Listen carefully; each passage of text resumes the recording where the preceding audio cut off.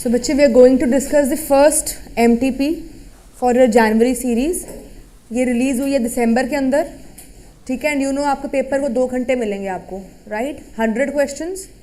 So we will discuss each and every question one by one. साथ साथ answers भी हम लोग चेक करते जाएंगे, राइट. इससे आपको आइडिया मिल जाएगा कि मैम किस तरह के क्वेश्चंस पेपर में आने के चांसेस होते हैं. और जनरली यही देखा जाता है कि जो एमटीपी सीरीज़ में लास्ट वाले पोर्शंस में क्वेश्चंस आते हैं बहुत बारी रिपीट होते हैं. रिपीट नहीं तो उस पैटर्न पर पेपर आ जाता है. So these MTPs are very very important, ठीक है. Though you all are sufficient enough to do it on your own as well because answer keys भी अपलोडेड होती हैं. But once we will discuss it will give you a confidence because you have your test tomorrow with me, ठीक है. So we will discuss it one by one. साथ साथ आप भी मुझे आंसर्स दो सो दैट वी मैच अप. पहला question है which of the following is key operational target in a budget. Budget क्यों बनाया जाता है? बजट में हम क्या रिकॉर्ड करते हैं? आने वाली रिसीट्स और आने वाले एक्सपेंडिचर्स. अब ये खर्चों से या कमाइयों से हमें एक आइडिया लगता है कि हमारा सरप्लस होगा या डेफिसिट होगा या हम बैलेंस में रहेंगे. जब सरप्लस हो do you need to plan anything? जब बैलेंस्ड हो do you need to work on anything particularly? पर ज़्यादा तुम्हारा फोकस किस पे रहता है कि भाई लॉस तो नहीं दिख रहा, तो where are you focused? Deficit. पहली बात आपको ध्यान कहाँ होता है बजट में? डेफिसिट पे. अब यहाँ पर मेरे पास डेफिसिट के 2 ऑप्शंस हैं, तो ये तो दोनों है नहीं मेरे answers. My answer has to be somewhere between A and B. So now they are talking about the complete budget. तो complete budget means all receipts and all expenditures, चाहे वो रेवेन्यू कैटेगरी हो चाहे वो कैपिटल कैटेगरी हो. So my answer is A fiscal deficit. Clear? हाँ जी बेटा. मैम स्कीम बिल्कुल क्लियर नहीं आ रही, ऐसा ब्लर है.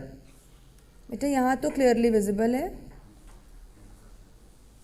मैं सब ठीक हो गई. ठीक है. अपना शायद बेटा नेटवर्क हो सकता है आपका स्लो चल रहा हो. बाकी बच्चों को क्लियर है?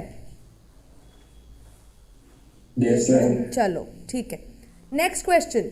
External debt has been shown at the exchange rate applicable at the time of dash. External debt. External debt का मतलब क्या होता है? When we borrow money from other country. तो जब मैं दूसरे देश से बोरो करूंगी तो डेफिनेटली मुझे फॉरेन एक्सचेंज रेट के साथ डील करना पड़ेगा. तो इसमें फॉरेक्स की बात आ जाएगी. तभी वो ये बात कर रहे हैं. तो कह रहे हैं जब हम इस एक्सटर्नल डेट को रिकॉर्ड करते हैं तो बाहर का एक्सटर्नल रेट कब अप्लाई करते हैं? जब डेट बढ़ रहा हो या जब डेट घट रहा हो. मैं एक्सटर्नल डेट अपने बजट वगैरह में दिखाती हूँ, बीओपी में दिखाती हूँ. एक्सटर्नल डेट से मेरे आउटफ्लोज की लाइबिलिटी ज़्यादा नज़र आएगी.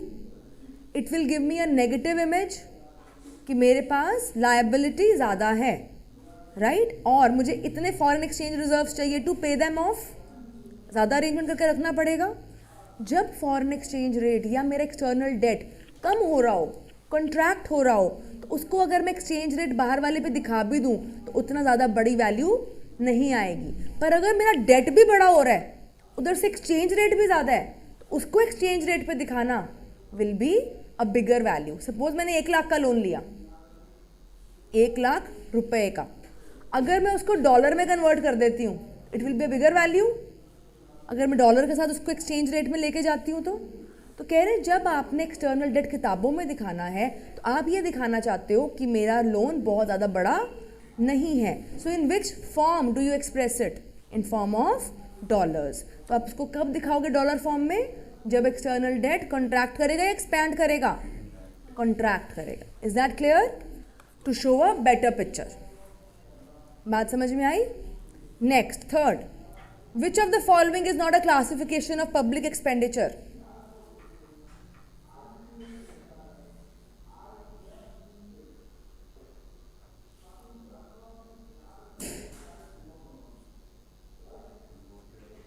Voted and charged. C. बेटा आंसर की में इसका D दिया हुआ है, दैट इज रॉन्ग. इसका आंसर क्या करोगे आप? C. ओके. बाकी सारी क्लासिफिकेशंस हैं. बेटा A वैसे तो हम पर्टिकुलरली नहीं करते, बट जैसे अगर मैं बोलूँ कि your amount of expenditure is specifically made for infrastructure, for education. So depend upon the purpose. If we classify the expenditure, that can be done. पर voted and charged कोई तरह की classification नहीं होती. Is that clear? Next, which of the following curve cannot be U-shaped? बताइए बेटा. ABC भी U-shape होता है, AC भी U-shape होता है, MC भी U-shape होता है. तो कौन सा U-shape नहीं होता? Very good. C. Which of the following assumption is correct in terms of oligopoly? तो oligopoly क्या होती है? Few sellers having competition, intense, interdependence. तो जरा चारों पढ़ो क्या कह रहे हैं.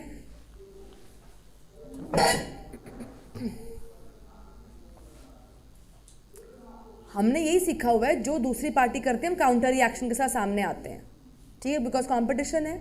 पहली ऑप्शन, पहला पॉइंट कहता है अगर दूसरी पार्टी अपना प्राइस बढ़ाए तो क्या मैं भी प्राइस बढ़ा दूं? ऐसा होता है? माना कि मैं सामने वाले को काउंटर रिएक्शन देती हूं, पर अगर कोक प्राइस बढ़ाएगी तो पेप्सी प्राइस बढ़ा देगी, फिर तो कस्टमर्स लूज कर जाएंगे. समझ आ रही है? तो क्या हम ये पहला वाला काम करेंगे? पहला वाला काम नहीं करेंगे. दूसरा, if an oligopolist increases his prices, his rivals will not follow.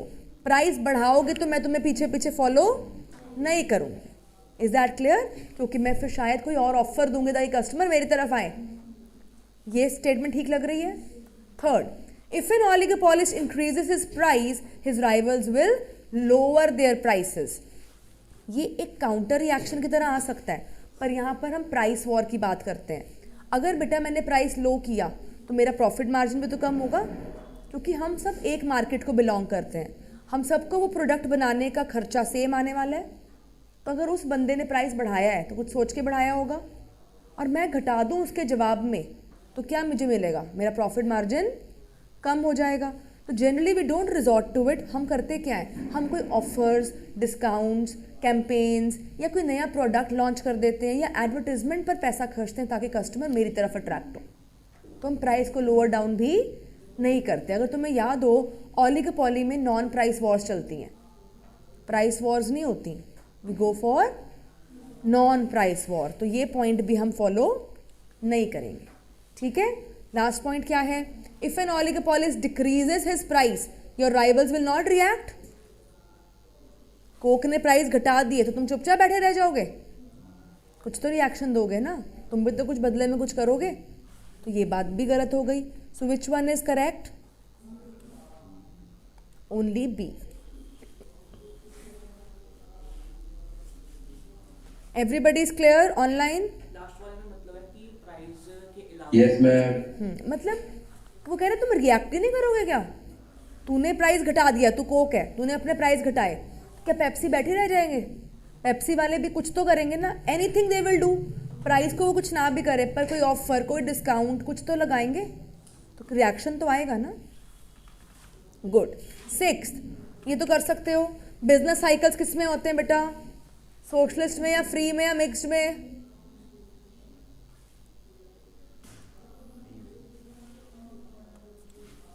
जहाँ प्राइस मैकेनिज्म होगा, जहाँ डिमांड सप्लाई अप डाउन होगी, वहीं बिजनेस साइकिल इम्पैक्ट करेगा ना.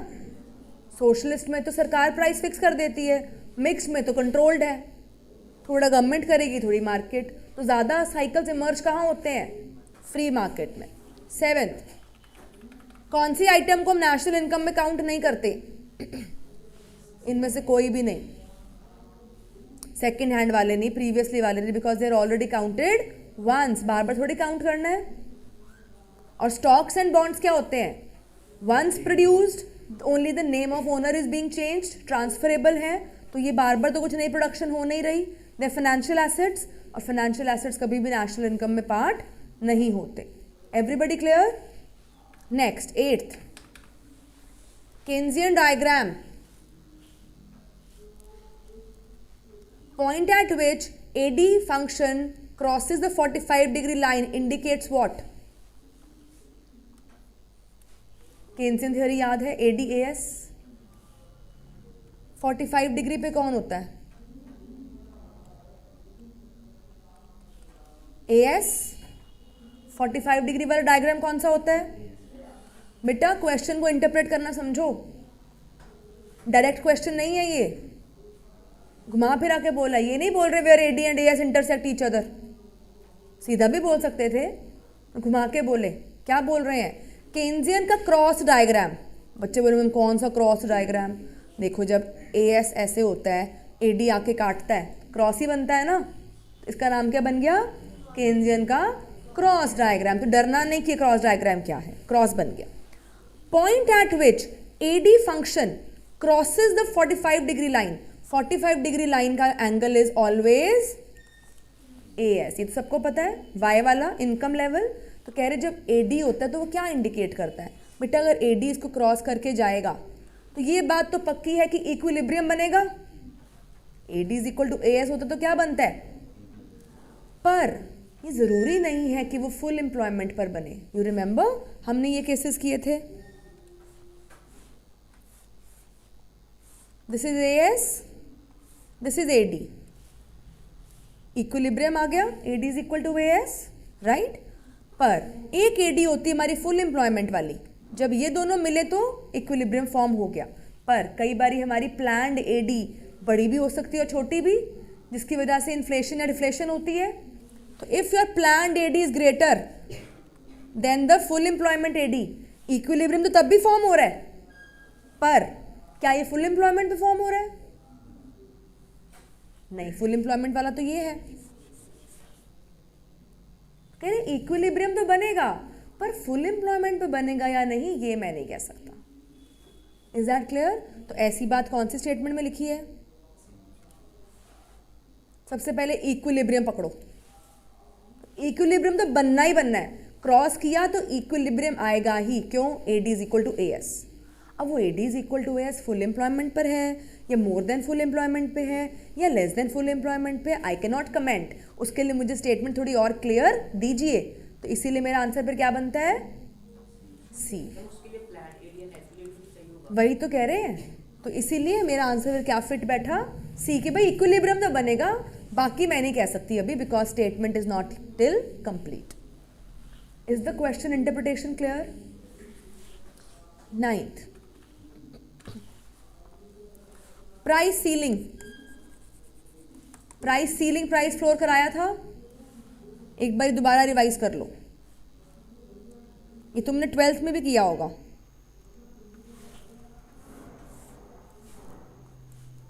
ये डिमांड कर्व है, ये सप्लाई कर्व होता है।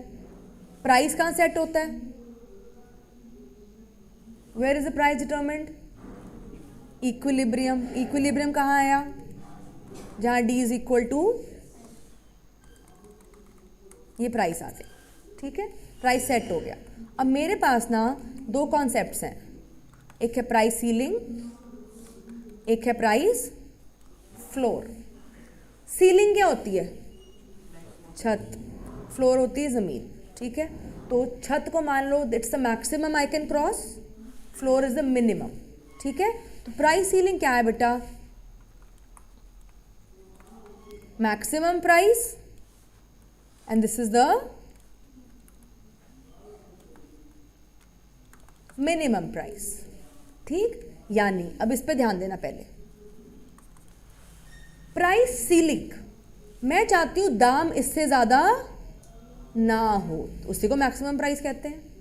पर दूसरी तरफ मार्केट को तुमने अप एंड डाउन के लिए छोड़ा हुआ है, मार्केट ओपन चल रही है, डिमांड बढ़ी तो प्राइस बढ़ेंगे, घटी तो घट जाएंगे, equilibrium can change, price can go up, price can go down. If I want कि मेरा प्राइस, देखना इधर ध्यान देना, मार्केट के प्राइस की फ्लक्चुएशंस होती भी रहें तो भी मेरे प्रोडक्ट का दाम इससे ज़्यादा ना हो, यानी मैं एक बफर लेकर चलूंगी, एक एक्स्ट्रा कवर। यानी मेरी सीलिंग कहाँ सेट होनी चाहिए? इक्विलिब्रियम प्राइस के अबव या इक्विलिब्रियम प्राइस के बिलो? ना, प्राइस सीलिंग हमेशा सेट होती है बिलो इक्विलिब्रियम प्राइस। क्यों?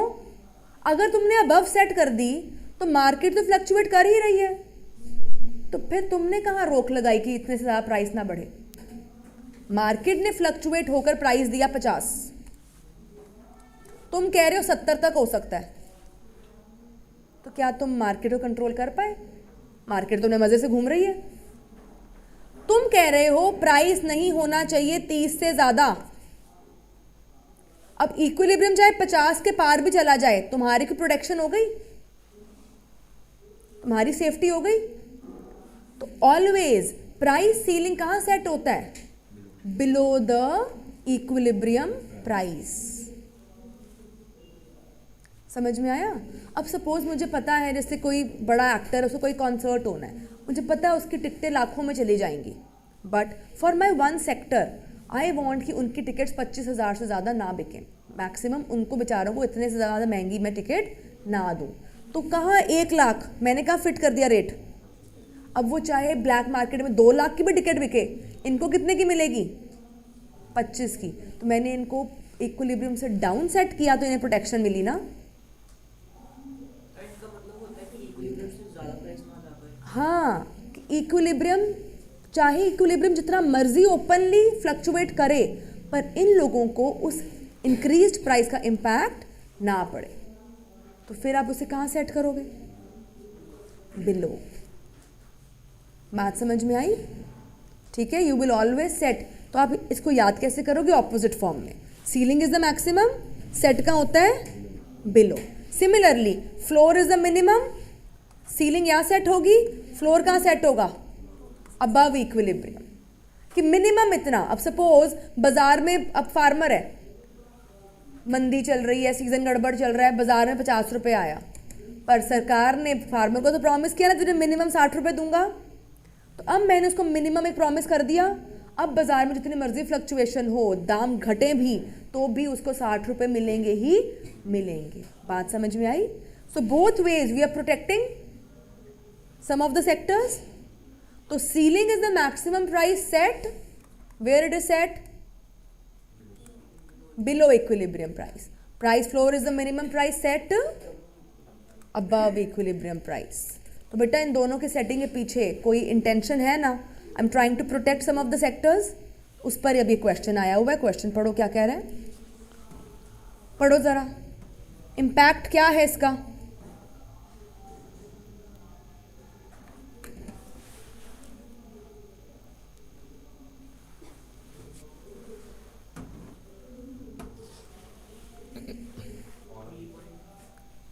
क्यों प्राइस सीलिंग लगा रही हूँ? कि इससे ज़्यादा दाम ना हो, मार्केट में शॉर्टेजेस करके लोग होर्डिंग करके दाम बढ़ा ना लें। अब मुझे पता है कि इससे ज़्यादा दाम मुझे मिलना ही नहीं, तो क्या मैं जमाखोरी करके दाम बढ़ाने की एक्टिंग कर सकती हूँ? नहीं, मुझे पता है दाम इससे ज़्यादा मुझे मिलना ही नहीं, तो शॉर्टेज की क्रिएशन नहीं होएगी। दूसरा, limited supplies among large number of consumers, कि थोड़ी क्वांटिटी को मैंने ज़्यादा लोगों में फैला दिया, ऐसा भी नहीं होगा, बिकॉज मुझे पता है मुझे प्राइस इतना ही मिलना है, तो I can sell it to anybody who is coming. Next, black marketing, काला बाजारी भी इससे अवॉइड हो जाएगी। तो what is the answer? Is everybody clear? Next, nationalisation क्या होता है? जब सरकार पूरा कंट्रोल ले लेती है। ठीक है, नेक्स्ट 11th,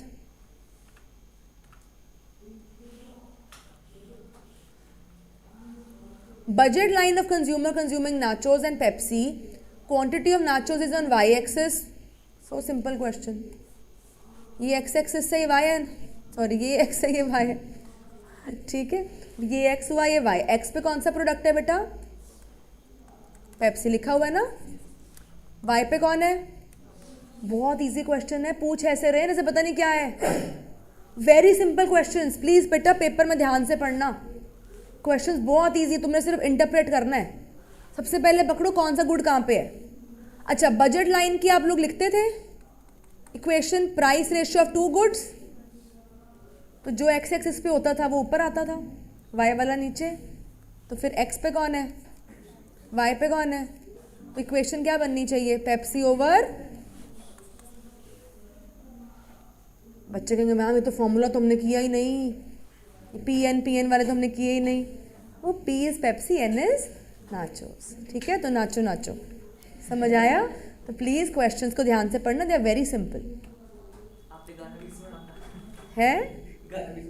हाँ गाना भी सुनाएंगे, आज सुनाते हैं। चलो आज सुनेंगे गाना। चलो next, net domestic expenditure is consumption expenditure plus, ये तो बताओ जल्दी से मुझे खुद, क्या होता है net domestic expenditure? Expenditure method याद है? नेशनल इनकम का कल टेस्ट है तुम्हारा, कितना कुछ पढ़ लोगे आज ही? एक भी जवाब तुमने नहीं दिया मुझे अभी तक 12 क्वेश्चन में से।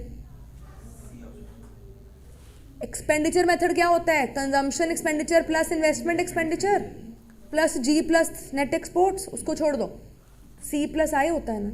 तो जब सी जोड़ लिया गया तो क्या बचा है? ये रही।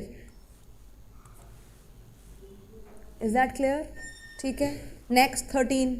चलो जल्दी से बताओ मुझे आंसर इसका।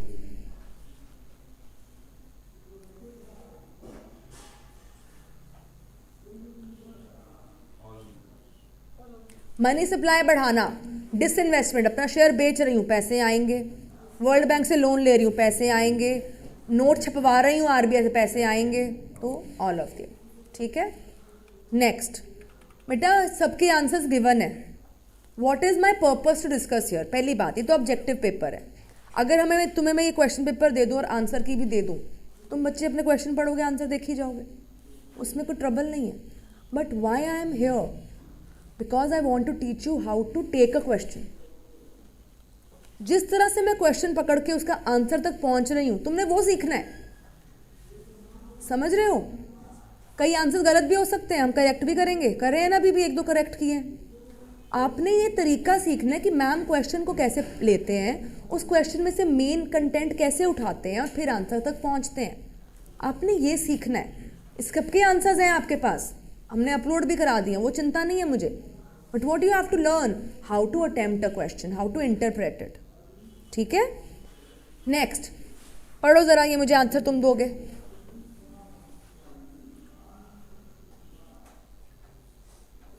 दो गुड्स हैं, दूसरा गुड्स बिकम रिलेटिवली चीपर, तो कौन सा इफेक्ट है ये? Substitution effect. एक पेप्सी की प्राइस में फॉल हुआ तो Coke became comparatively expensive, Pepsi became comparatively cheap. Next 15th, consumer equilibrium in a two good world, which of the following conditions would violate? Violate मतलब कौन सा कंज्यूमर इक्विलिब्रियम बनने नहीं देगी?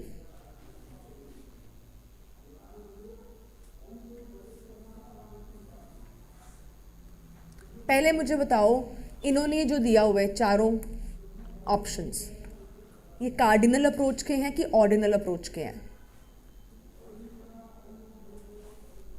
दो अप्रोचेस थे ना इक्विलिब्रियम के, एक थी यूटिलिटी वाली, एक थी कंज्यूमर वो वाली इंडिफरेंस कर्व वाली। तो चारों ऑप्शंस पहले इवैल्यूएट कर लो किस पर बेस्ड है। ये वाली बेस्ड है, एमआरएस किस में आती है? इंडिफरेंस कर्व वाली।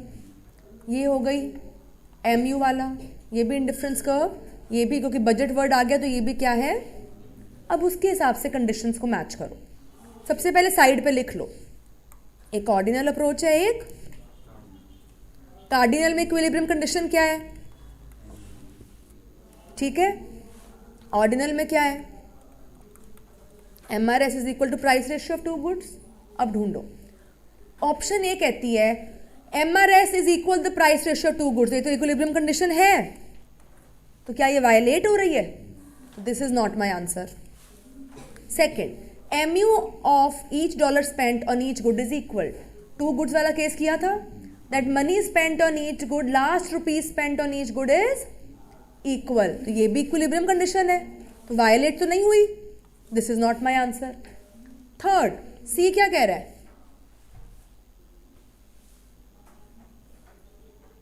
अच्छा डी पढ़ो, consumer is spending entire budget. Indifference curve में हमने क्या सीखा था? बजट लाइन कैसे बनती है? Price of 1 into quantity of 1 plus price of 2 into quantity of 2 must be either less than और इक्वल टू द बजट, यानी एम कहते थे, यानी पूरा पूरा पैसा खर्च के आना है। तो I am spending my entire budget, this is also correct. क्या ये भी वायलेशन है? नहीं, तो फिर बचा कौन?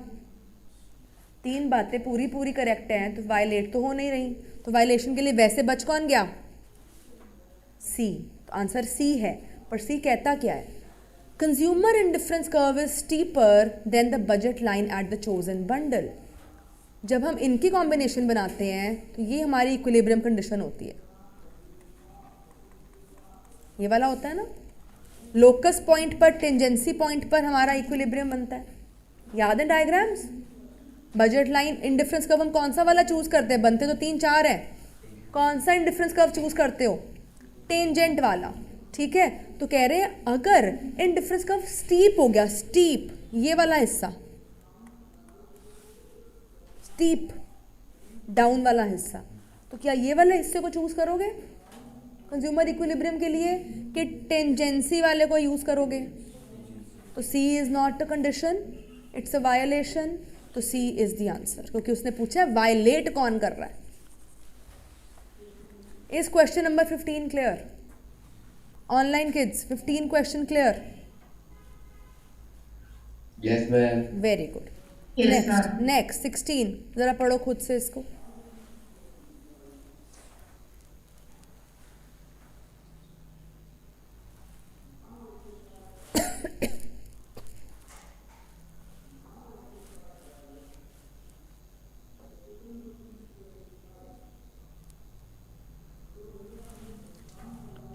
कंज्यूमर सरप्लस क्या होता है? What you are willing to pay minus what you, A statement ठीक है। बी कहती है there exist inverse relationship between price and surplus. खुद सोचो, more the price less would be the surplus. दोनों बातें ठीक। Done. Next 17 point at which TP becomes to flatten out. Flatten out का मतलब समझते हो? फ्लैट मतलब कांस्टेंट की तरफ बढ़ता है। What is flat? ऐसा है ना, दिस इज फ्लैट। टीपी की शेप क्या होती है? This is TP. Initially increases at increasing rate, increases at diminishing rate, becomes maximum constant, starts, यही होता है ना। ये पहले फेज तक, फेज 1 है, स्टेज ऑफ कौन सा रिटर्न्स? Increasing returns. फिर दूसरा स्टेज, तीसरा स्टेज, ऐसे बनते हैं ना। तो कह रहे हैं जब वो धीरे धीरे फ्लैट होने लगता है, धीरे धीरे फ्लैटनिंग की ओर बढ़ रहा होता है, तो कौन सा स्टेज शुरू होता है? क्या होता है उस टाइम? ऑनसेट ऑफ, यानी ऑनसेट मतलब शुरुआत। डिमिनिशिंग रिटर्न्स की क्या होने लगती है बेटा? शुरुआत, क्योंकि वो फ्लैटनिंग की तरफ बढ़ रहा है। Begins to flatten, it begins to flatten. पहले ऐसे है ना, ये फ्लैट तो नहीं है, अब धीरे धीरे धीरे धीरे फ्लैट हो रहा है, फ्लैट हो रहा है। तो फ्लैटनिंग पोजीशन स्टार्ट होते ही क्या शुरू हो रहा है? डिमिनिशिंग रिटर्न का स्टेज, ठीक है। तो बेटा these words you have to interpret. Begins to flatten, flatten शुरू हुआ तो कौन सा फेज शुरू हो रहा है बेटा? वहाँ तो फ्लैट तो ये कभी हो ही नहीं रहा ना, कभी ऐसे स्ट्रेट हो रहा है। फ्लैटनिंग का मतलब हो रहा है कि वो घटना शुरू हो रहा है। अच्छा देखो, जैसे सपोज कोई डायग्राम हो, बढ़ रहा है, घट रहा है, बढ़ रहा है, घट रहा है, फिर एक तरफ से ऐसे ऐसे हो रहा है, तो आप इसको क्या बोलोगे कि ma'am it has started to flatten. बढ़ रहा है, घट रहा है, बढ़ रहा है, घट रहा है, धीरे धीरे एक स्पीड स्लो हो चुकी है, ठीक है, कॉन्स्टेंसी रेट पे आ चुका है, it has started to flatten. तो जब मेरा टीपी है ये इंक्रीजिंग रिटर्न पे बढ़ रहा है, फिर डिक्रीजिंग पे, फिर गिरेगा। यहाँ तक तो रेट इंक्रीजिंग रेट है इसका, अब यहाँ पर इसकी स्पीड स्लो हो चुकी है, it has begun to flatten. तो कौन सा फेज शुरू हुआ? Second stage. Is that clear? Good. Next 18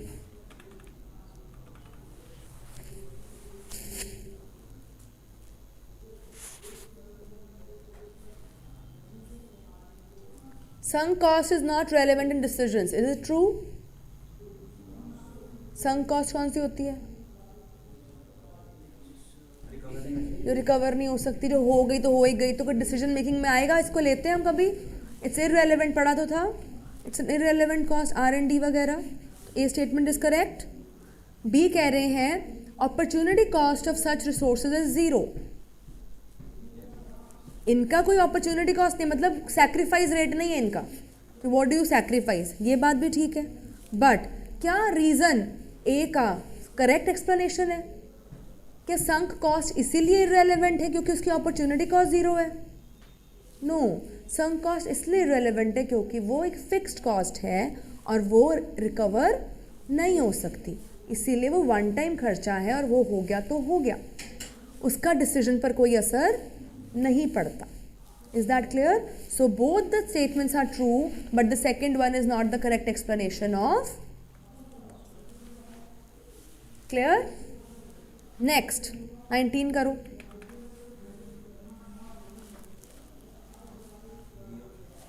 Collective behaviors.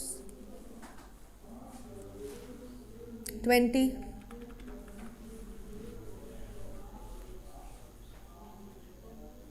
There is no substitutes.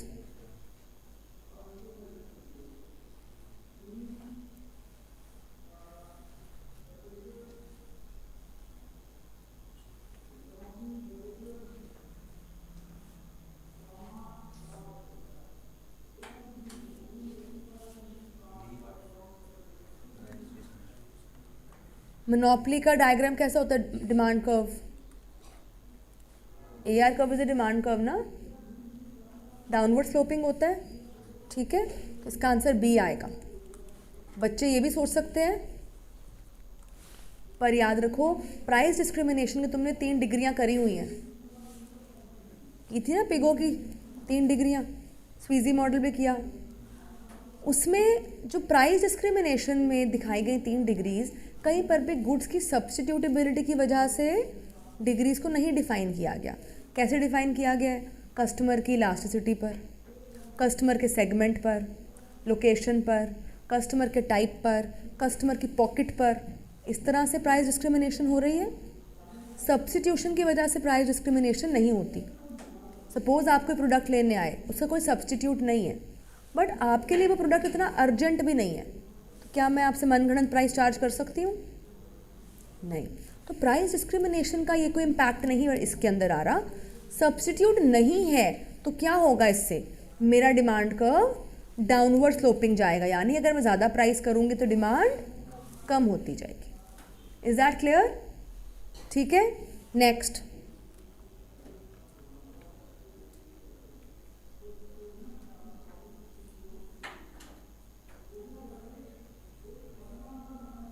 Twenty 21 पढ़ो।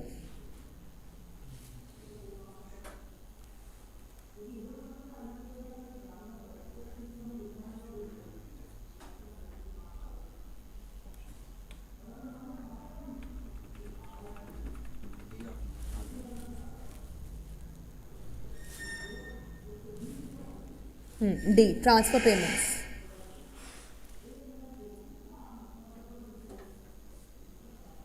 ट्वेंटी 22 देखो, ये भी इजी क्वेश्चन है। Publishing, complying the data.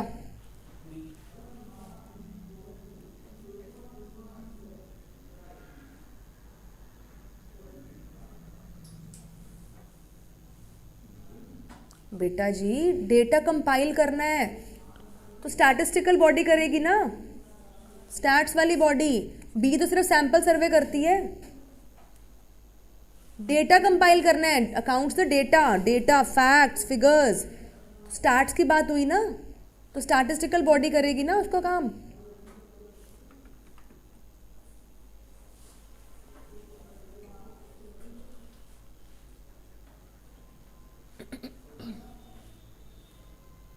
इसका all of the above.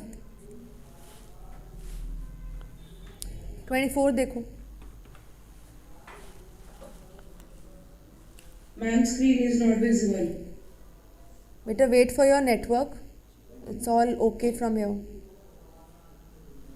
Other kids, are you getting the screen? Yes, ma'am. Yes, ma'am. Okay, beta. Kindly check from your side. 24th question.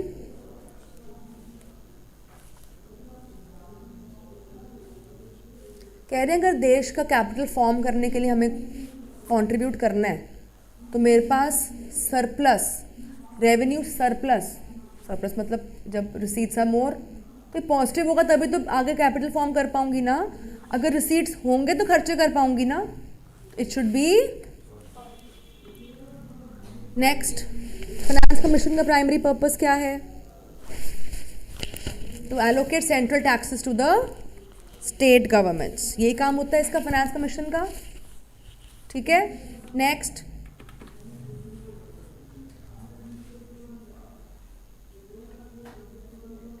Date to GDP ratio in public debt management. What is debt? कितना हमने loan लिया हुआ है. GDP कितनी अपनी income है. तो date to GDP ratio क्या असेस करेगी? ये इवैल्यूएट करना है मैंने कि मेरी अपनी प्रोडक्शन का कितना प्रपोर्शन मैंने लोन ले रखा है. डेट टू, ऐसे लिखोगे ना, डेट जीडीपी. तो जीडीपी का कितना हिस्सा मेरा डेट का है. तो कौन सा आंसर हुआ? बी. नेक्स्ट, कैम्ब्रिज इक्वेशन में के क्या होता है?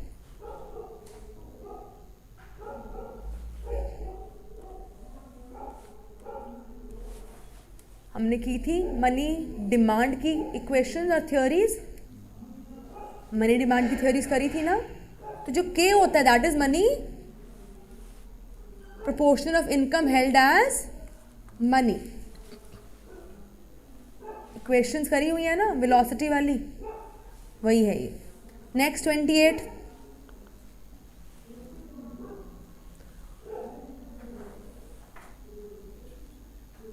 which of the money supply includes M1 and other forms of also money but less liquid than M1?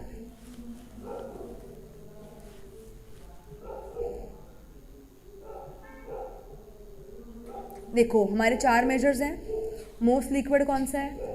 Last liquid M4. यानी इसमें हमें M2 और M3 दिया है. L और M0 तो कुछ नहीं है. M2 और M3 दिया है. They are definitely less liquid than M1. और इन दोनों में से कौन है जिसमें M1 इंक्लूड की जाती है and other forms of near money? What is near money? Which is readily convertible into cash, which is liquid. तो M1 का फॉर्मूला क्या होता है? C plus D D plus O D. M2 का formula क्या होता है? M1 प्लस कौन से डिपॉजिट्स?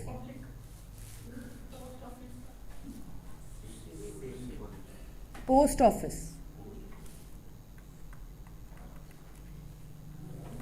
और M3 में क्या होता है? M1 plus term deposits. ठीक है. तो कह रहे हैं फिर किस में है जो कि लेस लिक्विड देन M1 है और उसमें all forms of near money is included? M2, क्योंकि इसमें आ जाती है FD. FD नियर मनी नहीं होती, उसको कन्वर्ट कराने में टाइम लगता है. Is that clear? ठीक है. तो what is the answer? M2. Next, MFN का कॉन्सेप्ट कहाँ इंट्रोड्यूस हुआ? गैट एग्रीमेंट्स में. Third 30, which term describes movement of capital from one country to the another to exploit investment opportunities?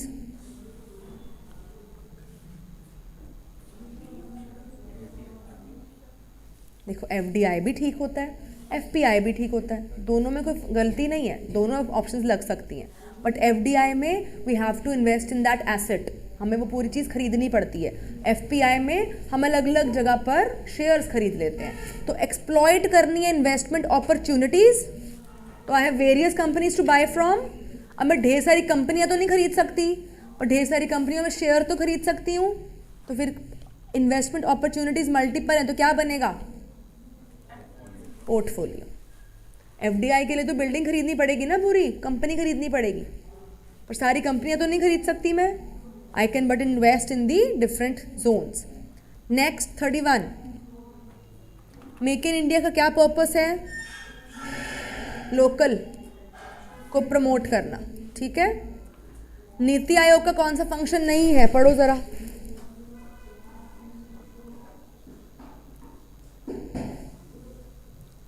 जब नीति आयोग आया था तो 5 ईयर प्लान खत्म कर दिए गए थे, अबॉलिश हो चुके हैं. तो नीति आयोग का काम 5 ईयर प्लान बनाना नहीं है, बाकी सब कुछ नीति आयोग देखती है. 33,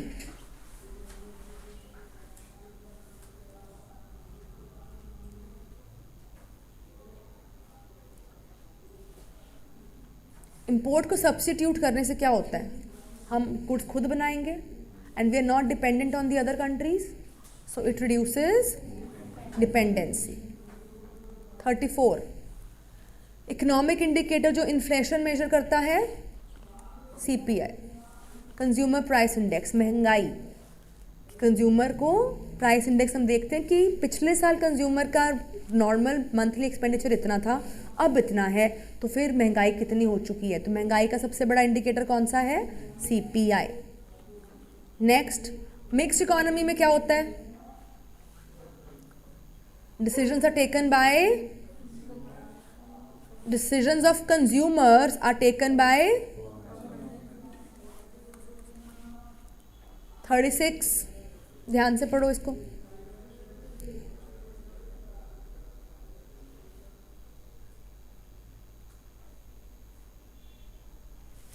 एक्सपेंडिचर अप्रोच याद है, डिमांड की।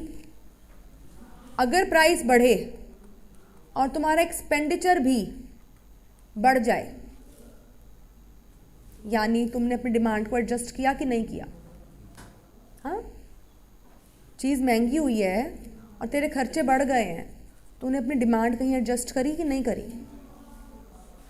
वैसे असूलन जब प्राइस बढ़े तुम डिमांड क्या करते हो, कम करोगे तो खर्चे बचने नहीं चाहिए, पर यहाँ तेरे खर्चे भी बढ़ गए। मैं कह रही हूँ पेट्रोल महंगा हुआ और मेरा खर्चा बहुत बढ़ गया, इसका मतलब मैं अभी भी उतना ही ट्रैवल कर रही हूँ जितना कर रही थी।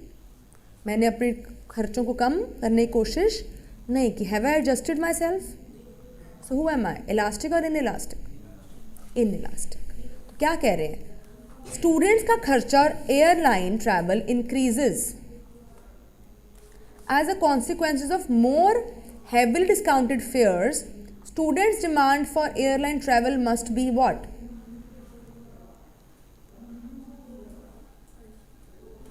वहां पर प्राइस कम हुए और खर्चे, स्टूडेंट के खर्चे बढ़ गए, ठीक है। पर स्टूडेंट की डिमांड फॉर एयरलाइन फिर क्या हुई होगी, विल इट बी इलास्टिक और इनइलास्टिक? इलास्टिक। आपके सॉल्यूशंस में गलत दिया हुआ है, वहाँ इनइलास्टिक दिया हुआ है। अगर यहाँ पर प्राइस बढ़ा हुआ आता ना कि फ्लाइट के रेट बढ़ गए हैं तो भी आप खर्चे कर रहे हो तो इनइलास्टिक। पर यहाँ प्राइस घटे हैं, डिस्काउंटेड आया ना, डिस्काउंटेड फेयर्स, और तुम्हारा खर्चा और एयरलाइन ट्रैवल बढ़ा है, तो जब फेयर कम हुआ है और तुम्हारे खर्चे बढ़े हैं यानी तुम्हारी डिमांड ज़रूर एडजस्ट हुई है, ठीक है। तो इसके हिसाब से फिर क्या हुए, इलास्टिक हो तुम लोग। Is that clear? ठीक है। Next 37, shift in demand is caused by, shift किसकी वजह से होगा? देखो बेटा ये दोनों तो सप्लाई के फैक्टर्स हैं, डिमांड के तो हैं ही नहीं। और shifting is cause due two factors other than price, non price. कल तुम्हारा टेस्ट है पर तुम लोगों के चेहरे पूरे ब्लैंक हैं, तो आप लोग बिल्कुल पढ़े नहीं हो। I intentionally kept MTP class a day before the test so that बच्चे पढ़ के आए होंगे तो डिस्कस करने में ईजी रहेगा। बट आप लोगों को तो कुछ याद ही ऐसा लग रहा है नहीं, are totally blank. Then what's the fun of discussion? करो इस क्वेश्चन को, 38 को।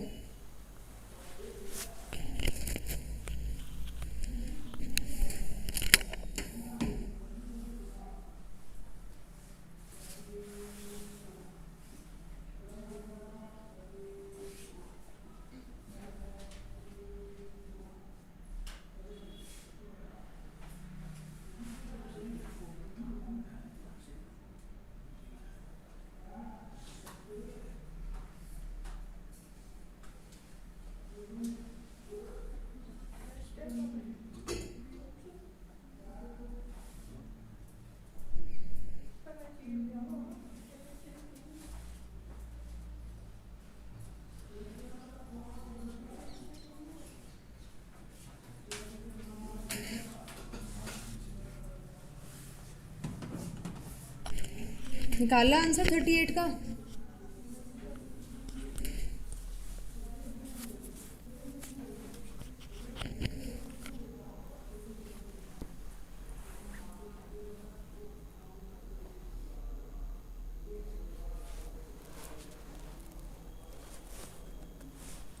पहले क्वांटिटी ढूंढ लो ना, 1500 बाय 8 करके, फिर न्यू क्वांटिटी 1500 बाय 2।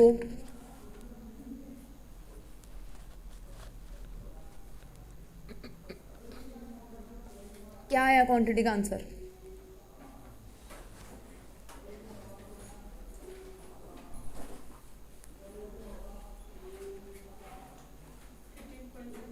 इसमें क्या है?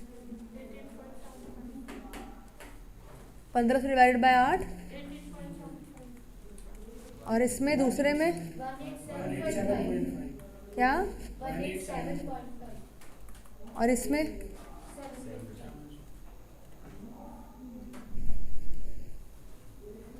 और ये आपकी न्यू क्वांटिटीज़ हैं, new price old price, formula लगाओ, आंसर निकालो।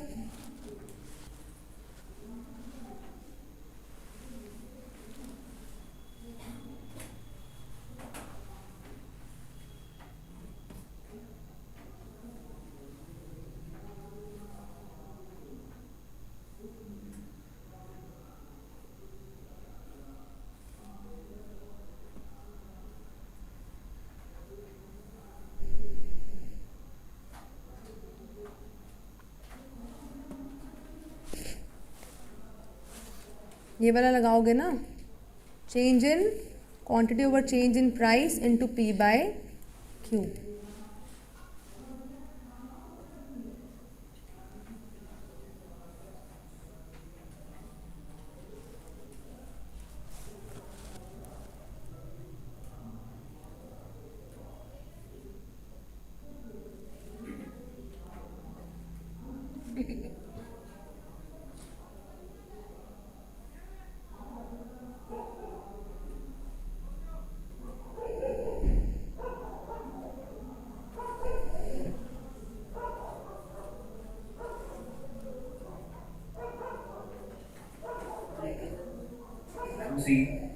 कितना आंसर आया बेटा? 1। चेंज इन क्यू कितना निकाला आपने? Change in Q 750 minus 187.5। हाँ बिल्कुल ठीक है। ओवर चेंज इन प्राइस 6 जी। Into old price 8 over old quantity 750।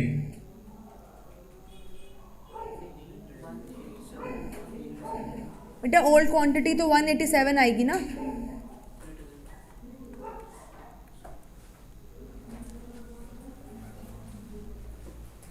अब करो कैलकुलेट।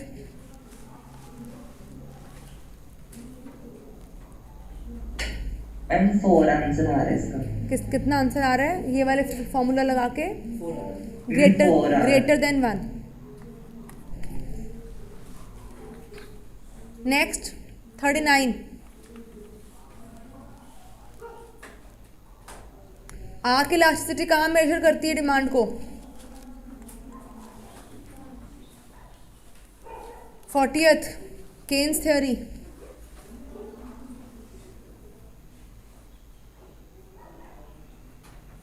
केन्स थ्योरी ने एडीएस की बात की थी, तो यहाँ पर कह रहे हैं कि केन्स के अकॉर्डिंगली मेन कारण क्या था डिप्रेशन के टाइम पर डिक्लाइन ऑफ इनकम और एम्प्लॉयमेंट का?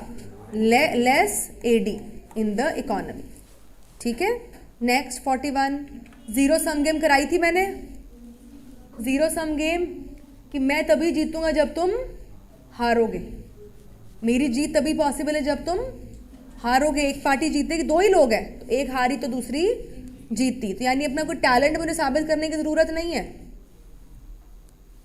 तो जीरो सम गेम कहाँ होगा? जहां कंपटीशन होगा या नहीं होगा? दो लोग तो होंगे ना कम से कम।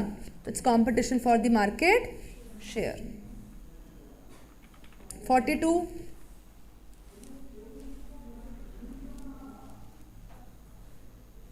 Movement along a curve rather than shift.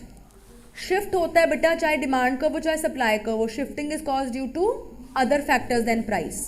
पर यहाँ पर ये क्या बात कर रहे हैं, which of the following elasticity measures the movement.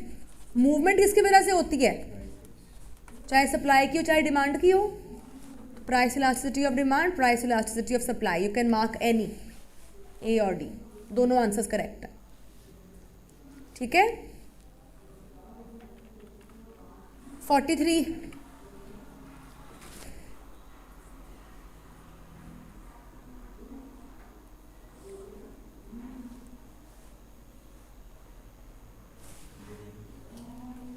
कह रहे हैं मैं किसी भी लेबर फोर्स को कभी भी डिसमिस कर सकती हूँ बिना उनके पैसों के, और टोटल वेजेस और salaries paid out by the firm then must be considered what.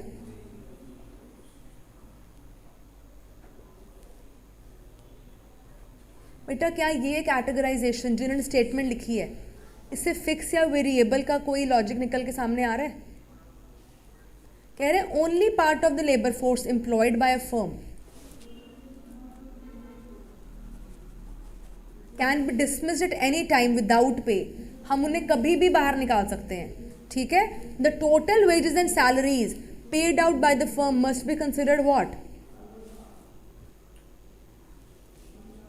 इसके स्टेटमेंट में हमें कहीं भी एक क्लियर नहीं है कि ये फिक्स्ड है या वेरिएबल है। वेरिएबल क्या होता है, आउटपुट के हिसाब से, आउटपुट दी नहीं हुई। फिक्स्ड क्या होता है, जो खर्चा होना ही होना है। अब सपोज मेरी फैक्ट्री बंद भी हो, फिर भी मैं एक सेट अमाउंट ऑफ लेबर वहाँ रखती ही हूँ, मे बी कोई चौकीदार, मे बी कोई बंदा जो वहाँ ध्यान रखता है, पर मैं उसको कभी भी निकाल सकती हूँ, फिर वो फिक्स में चला गया। अगर मैं एक लेबर रखती हूँ जो काम पे बुलाती हूँ, काम होता तो निकाल देती हूँ, वो वेरिएबल हो गया। तो यहाँ पर मुझे क्लैरिटी तो है नहीं कि वो क्या है। My answer can be, it can be any of the above. I can not से विद श्योरिटी, क्योंकि आपने हमें कंप्लीट स्टेटमेंट नहीं दी है। क्लियर है। नेक्स्ट 44। जब लॉ ऑफ डिमिनिशिंग रिटर्न्स आता है तो टीवीसी क्या होता है, टीवीसी कौन सी शेप लेता है भाई, टीवीसी की शेप कैसी होती है, इन्वर्टेड एस। तो सेकंड स्टेज ये है ना इसका, TVC starts increasing at increasing rate.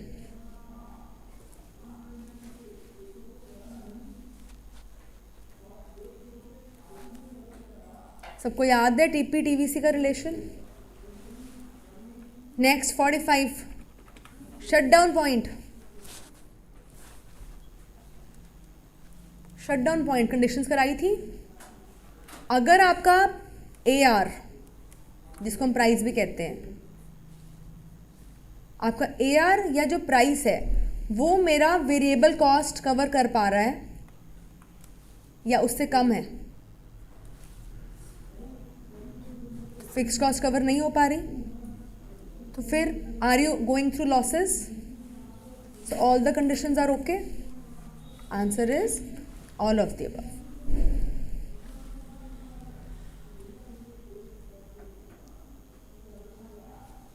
अगर तुम लोग पढ़े हो ना तो ऐसी शक्लें ना बनाओ। 46 लॉन्ग रन इक्विलिब्रियम में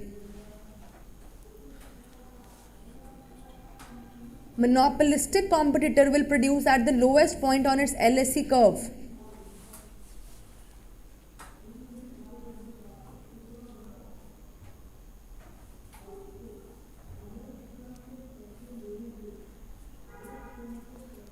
हर कोई अपने मिनिमम पे बनाना चाहता है, तो ऑलवेज। ठीक है। नेक्स्ट 47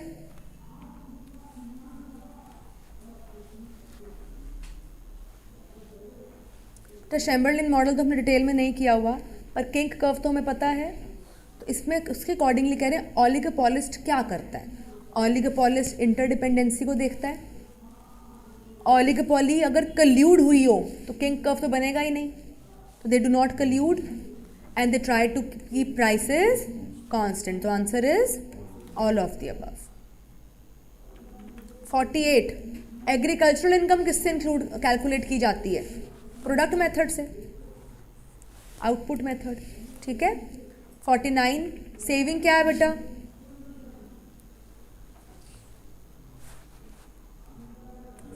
लीकेज है ना, leakage, withdrawal.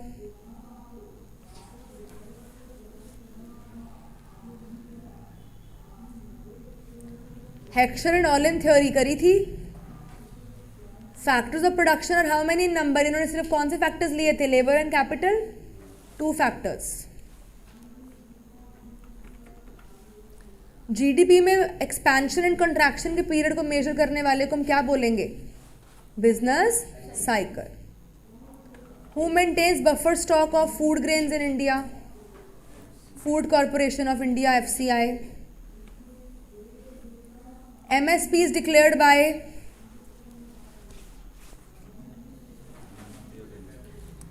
Ministry of ag, है तो ये एग्रीकल्चर के लिए, तो बच्चे यहाँ पे टिक कर आएंगे।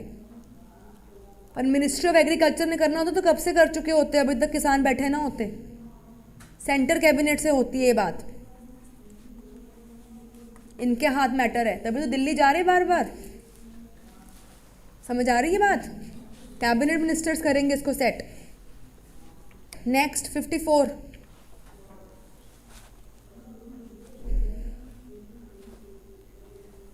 बेटा ये जो हमने चैप्टर तुम्हारा 10th था ना, उसमें हमने नीचे अचीवमेंट्स के कुछ पॉइंट्स थे जो मैंने कहा था, ये सारे पॉइंट्स अंडरलाइन कर लो, याद कर लेना इनकी हेडिंग्स। जैसे उन्होंने ई-नैम और अलग अलग चीज़ें इंट्रोड्यूस करी थी व्हीकल्स वगैरह के लिए, तो उसमें ही यही है। अटल टिंकरिंग लैब कौन से अप्रोच में इंट्रोड्यूस हुई है, नीति आयोग में। चैप्टर 10 में पढ़ोगे सारे नाम आ जाएंगे। मेजर टैक्स इन इंडिया कौन सा है,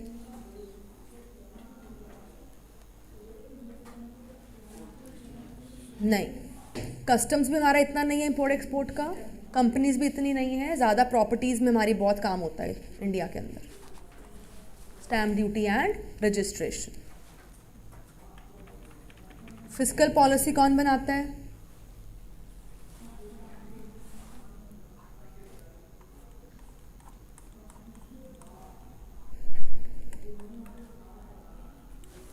आरबीआई बनाता है। प्रेजेंट कौन करता है, ministry of finance, because they work together on that.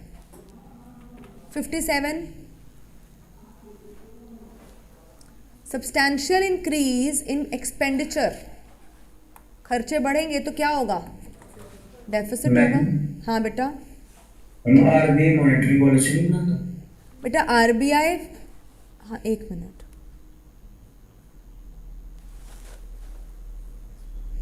हाँ बिल्कुल ठीक है, आरबीआई मॉनेटरी पॉलिसी बनाता है। तो बेटा फिस्कल पॉलिसी भी जो गवर्नमेंट हमारी बनाती है, मिनिस्ट्री ऑफ फाइनेंस, वो किसके कोलैबोरेशन के साथ बनाती है, इसमें मिनिस्ट्री ऑफ फाइनेंस टिक करो। 56 का ए,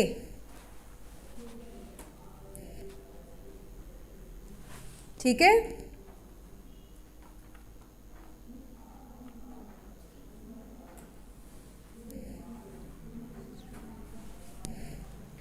57 क्लियर।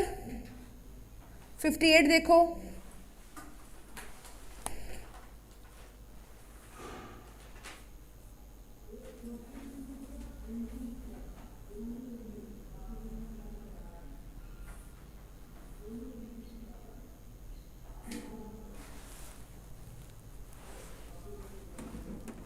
फिफ्टी सिक्स का आंसर ए रहेगा बच्चे। 58 चेक करो,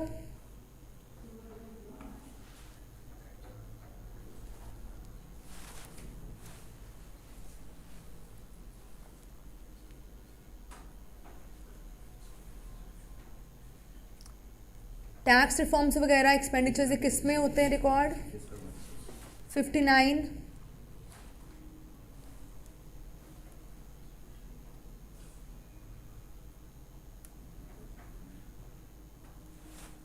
इसका मार्क कर लेना answer 101।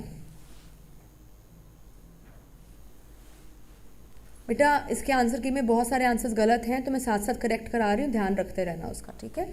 60th, when some people start investing money in share market, then many people start following the same without considering its merits and demerits। कौन सा impact है ये,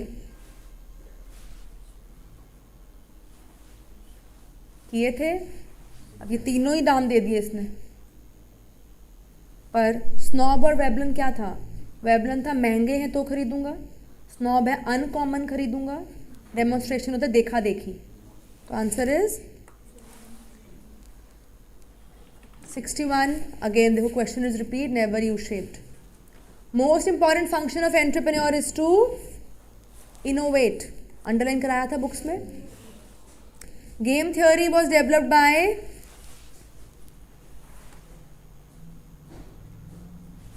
बेटा आपकी बुक्स के अंदर ना गेम थ्योरी का डिब्बा बना हुआ पूरा, जो न्यू बुक्स आई हैं ऑलिगोपॉली का बॉक्स खोलो, ऑलिगोपॉली निकालो, उसमें एक पूरा न्यू बॉक्स बना होगा, उस पर गेम थ्योरी लिखी होगी। ऑलिगोपॉली वाला पार्ट निकालो।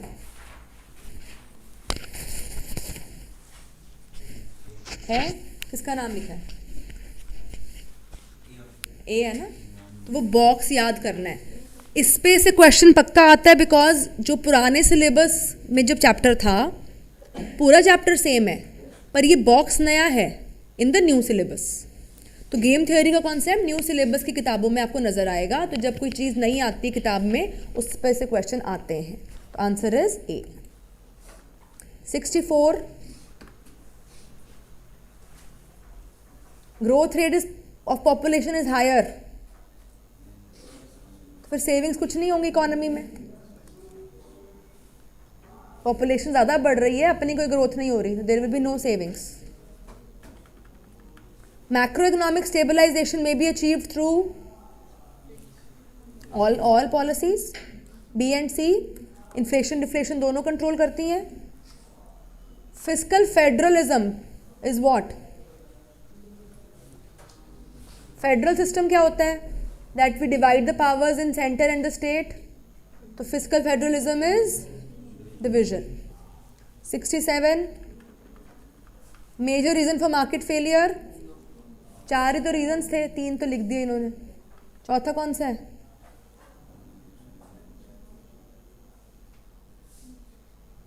Asymmetric information. तुम लोग ना पढ़ लो, तुम्हारा बहुत बुरा हाल हो जाए ना कल, नहीं तो मैं बता रही हूँ, पढ़ लेना घर जाके। Public debt management cell was created in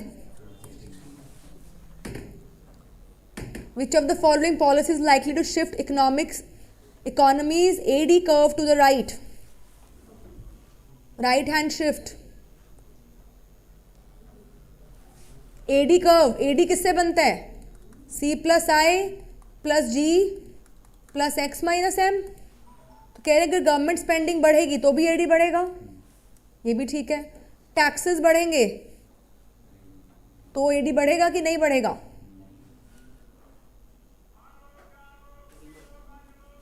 इसको साइड रखते हैं। C tax cut along with increase in public expenditure. Public expenditure बढ़ रहा है तो इससे ही बढ़ेगा, तो ए और सी से तो बढ़ ही रहा है, तो फिर ऑप्शन में बस 2 तो है नहीं। What's my answer? What's my answer then?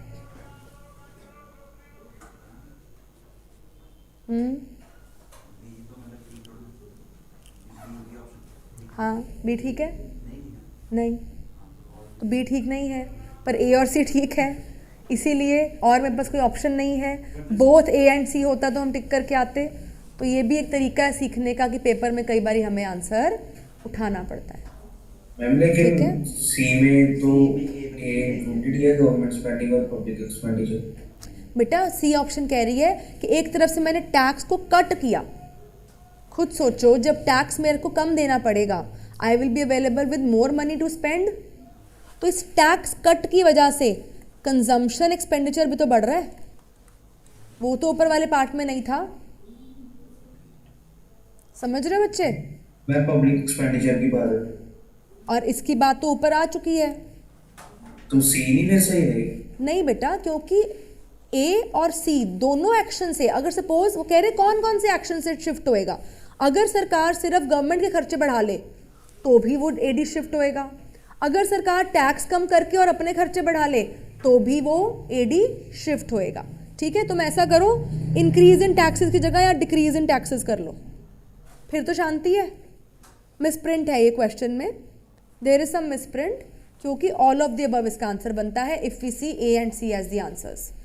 तो या मेरे पास ऑप्शन होती बोथ ए एंड सी, तो हम वो करते, या फिर डिक्रीज इन टैक्सेस करके हम इसको ऑल ऑफ द अबव कर सकते हैं, क्योंकि टैक्सेस के बढ़ने से कभी भी एडी राइट को शिफ्ट नहीं होएगा. Is that clear? Next 70.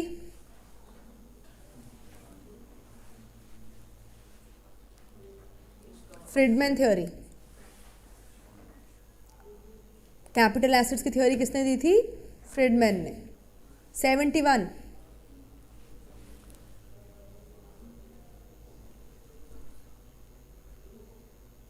Money supply over monetary base.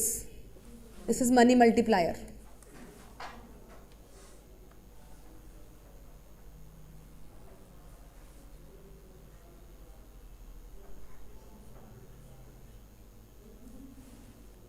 Encouraging exports, discouraging imports. C.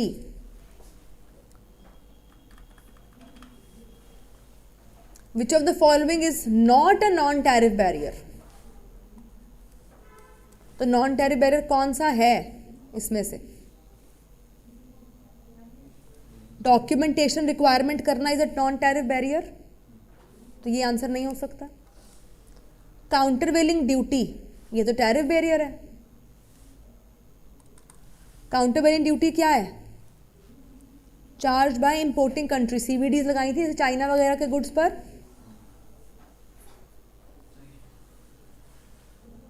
This is also non tariff barrier. तो ये कौन सा बैरियर है? तो this is not a non tariff barrier. Answer is B. ठीक है. Next 74. Ma'am 72 बता दो. एक मिनट बेटा. 74 कह रहे हैं जब हम ऑलमोस्ट अपना सेम एक्सचेंज रेट रखने की कोशिश करते हैं. Any point all markets tend to have the same exchange rate for a given currency due to. Arbitrage word मैंने तुम्हें बुक्स में कराया था. आर्बिट्रेज क्या होता है कि जब एक बंदा कहीं से सस्ता लेकर दूसरी जगह पर महंगा बेचता है और बीच में से पैसा कमा जाता है, उसे आर्बिट्रेज कहते हैं. अगर हमारे सारे देशों की करेंसीज एक पैरिटी पर रहेंगी तो हम ऐसा नहीं कर सकते कि उस देश से प्रोडक्ट सस्ते में उठाया, इधर करेंसी का फ़र्क था, यहाँ महंगा बेच दिया. ऐसे तो फिर नुकसान हो जाएगा देशों को.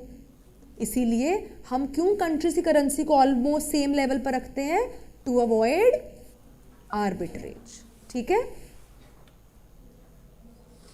बेटा. 72 कह रहा है कि कौन सा सिस्टम होगा जहां पर हम एक्सपोर्ट्स को इनकरेज करेंगे और इंपोर्ट्स को डिस्करेज करेंगे. कौन सा स्ट्रक्चर होता है? मर्केंटिलिज्म भी लिख सकते हो इसमें. आपके मन में सोशलिज्म भी आ रहा होगा. क्या डाउट है बेटा 72 में?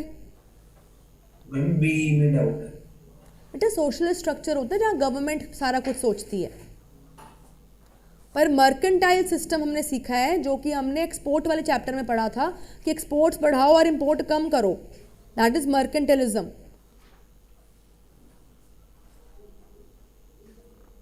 ठीक है.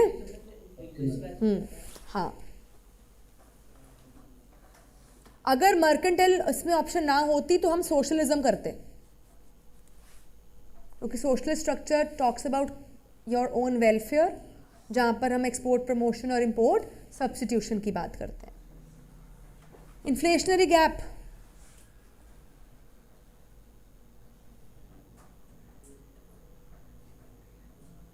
इन्फ्लेशनरी गैप से क्या होता है बेटा? प्राइस बढ़ता है और आउटपुट पर कोई असर पड़ता है?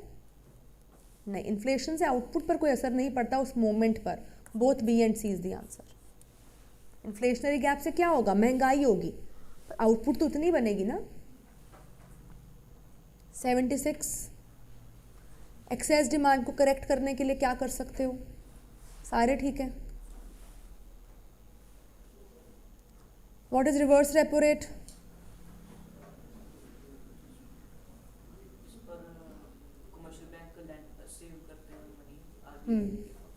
तो इट्स एन इंटरेस्ट इनकम, और इसको हम बढ़ाते हैं ताकि इन्फ्लेशन कम हो सके.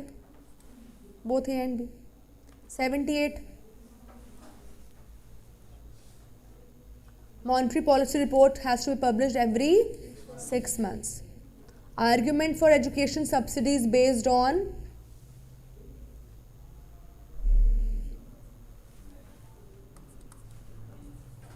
एजुकेशन महंगी करके कभी भी हमें उसका वो नहीं मिलेगा सब्सिडी। महंगी है तो मत करो। सब्सिडी देने के लिए कुछ ऐसे पॉइंट्स होते हैं जो देश के भले में हों। तो भाई एजुकेशन एक मेरिट गुड है और एजुकेशन पॉजिटिव एक्सटर्नैलिटी क्रिएट करता है, तो इसको हमें सब्सिडी देनी चाहिए। ठीक है, नेक्स्ट 80।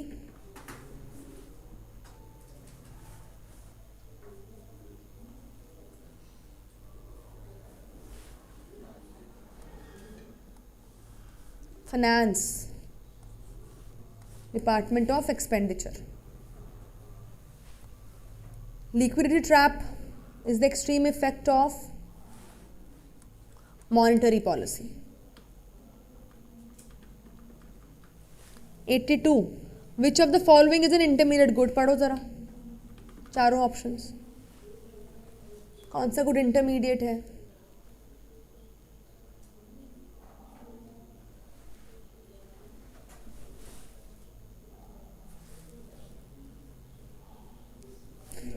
हाँ, बाकी सारे तो पर्सनल यूज़ के लिए है ना, फाइनल गुड्स हैं सारे। 83।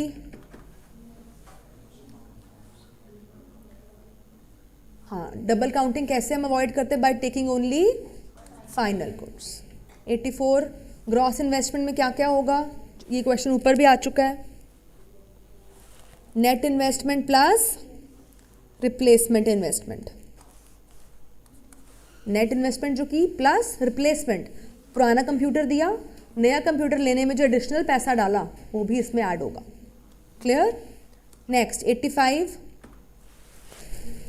If an oligopolist incurs losses in the short run, then in the long run what will happen? कुछ भी हो सकता है।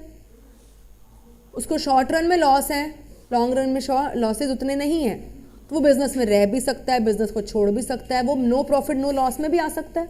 Any of the above. 86. In the long run all costs are 87.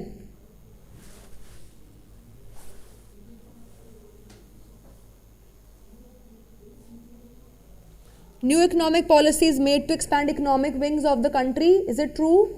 True. Reason क्या है? Due to liberalization of import tariffs, deregulation of markets, reduction of taxes. Yes. Both are true. जो LPG तुमने सीखा ये वही एक्सप्लेन कर रहे हैं। 88 करोगे जल्दी से प्रैक्टिकल? याद है इसका आंसर कैसे निकालना है? आंसर बताओ इसका। इक्विलिब्रियम लेवल ढूंढना है, इक्विलिब्रियम लेवल। तो इक्विलिब्रियम लेवल पे क्या होता है? AD is equal to AS, C plus I is equal to C plus S, या C plus I is equal to Y कह सकते हो। ठीक है, तो 300 plus 0.75 Y is equal to plus this is C plus I कितना है? 800। अच्छे साथ में ये भी आ गया ना, इंपोर्ट्स भी, is equal to Y। Complete this equation. आ गया आंसर? इंपोर्ट्स ले लिए थे तो C plus I plus net exports is equal to Y। इस 4000 आंसर रेडी। 89 निकालो, 90 भी करो। चलो प्रैक्टिकल्स आ गए सारे। 89 करो।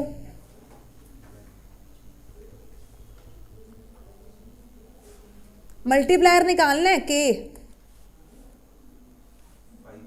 ये क्या है? MPS। तो मल्टीप्लायर का फॉर्मूला 1/1 माइनस MPS की सीधा MPS। Answer is 5। Online kids हो रहे हैं answers? Yes, ma'am. Very good. Next 90। Bank deposit है 50 लाख के, रिजर्व रिक्वायरमेंट है 10% की। एक्सेस रिजर्व्स कितने बनेंगे? हाँ,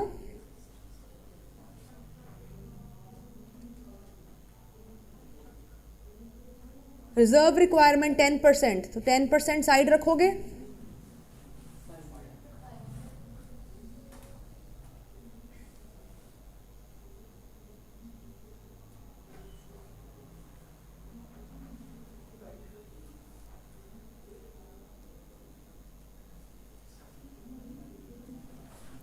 5 लाख।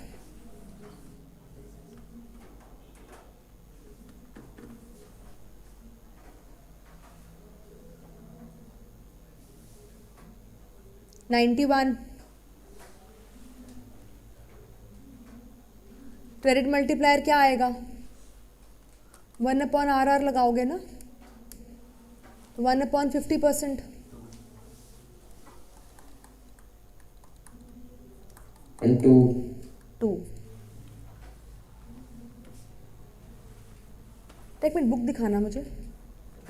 92। ये मैंने करवाया था क्वेश्चन, ये हम डिस्कस कर चुके हैं और मैंने इसके डेफिनेशन भी लिखवाई थी। पंप प्राइमिंग, जब one shot injection money market में डाली जाती है उसे क्या बोलते हैं? Pump priming. ये डायरेक्ट क्वेश्चन है। 93 करो जल्दी से, चलो 93 कंप्लीट करो।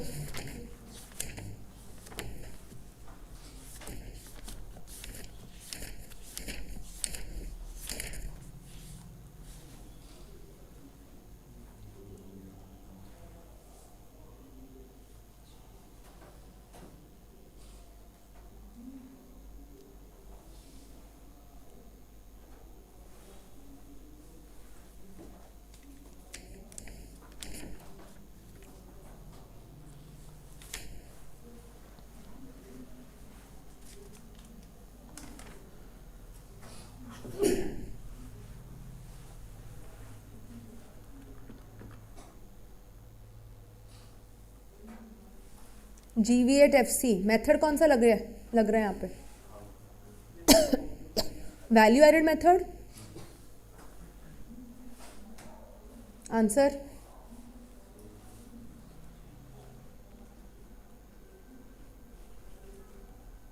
Value of output minus intermediate consumption करना है ना, तो वैल्यू ऑफ आउटपुट क्या है? 180 plus change in stock minus intermediate consumption 95। कितना हो गया बेटा? ये क्या आता है? हमको क्या चाहिए? कन्वर्जन रूल लगाओगे। क्या कन्वर्जन रूल है? प्लस NIT की माइनस NIT? माइनस NIT क्या होती है? IT minus subsidy. तो ये क्या सब्सिडी? IT तो है नहीं, तो मेरे पास NIT कितना आ गया? -10। तो -10 तो +10 हो जाएगा। आंसर क्या आया? Is it clear? 93। 94 करिए।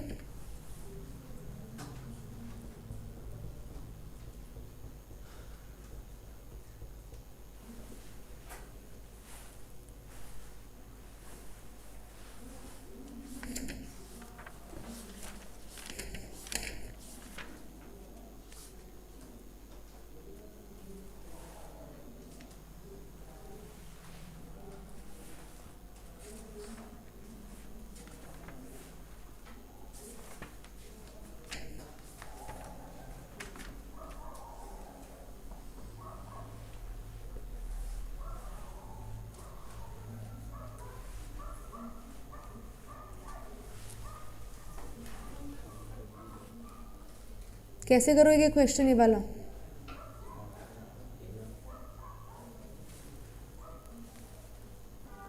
रिक्वायर्ड रिजर्व ये हो गया R, this is currency in circulation, this is D and these are excess reserves. हमें क्या निकालना है?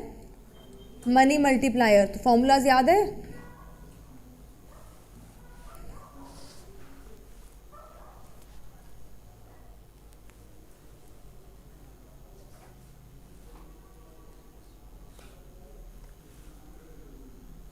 क्या फॉर्मूला है इसका? मनी सप्लाई निकालनी पड़ेगी वजह C+D। बुक्स में निकालो पेज 37, क्वेश्चन नंबर 5 जो क्लास में कराया था, सेम क्वेश्चन है।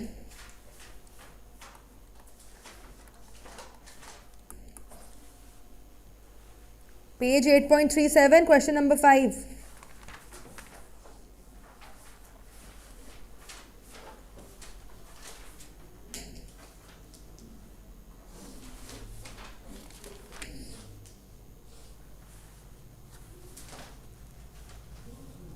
मिल गया? कंप्लीट कर लेना इसको, वहाँ से क्लास से मैंने करवाया हुआ है. 95. Money supply is directly proportional to monetary base. 96.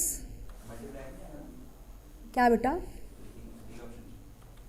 नहीं, मनी सप्लाई मल्टीप्लाई से तो उसका इन्वर्स नहीं है. 96. Countries that have a free trade agreement between themselves and apply a common external tariff to other countries. Custom union. 97. हाँ, NTP principle कहते हैं all the goods should be treated equally. Fairness. 98. Term revaluation is applied to fixed exchange rate. 99. Any act of interference by the government, central bank, in influencing exchange rate is referred to as managed floats. 100. Last question. Cambridge equation. Value of money depends on Cambridge. बेटा demand of money की है ना ये सारी theories. It depends on demand for money. ठीक है? So here your first MTP discussion is complete. I hope थोड़ा mind open हुआ होगा और थोड़ा पता लगेगा where do you stand at present. Tomorrow is your test. Kindly prepare it well. और अगर पढ़ते पढ़ते कोई डाउट हो तो you can ask me in the chat section. Is that clear? ठीक है, shall I wind up? See you tomorrow then. Prepare well for your test बेटा.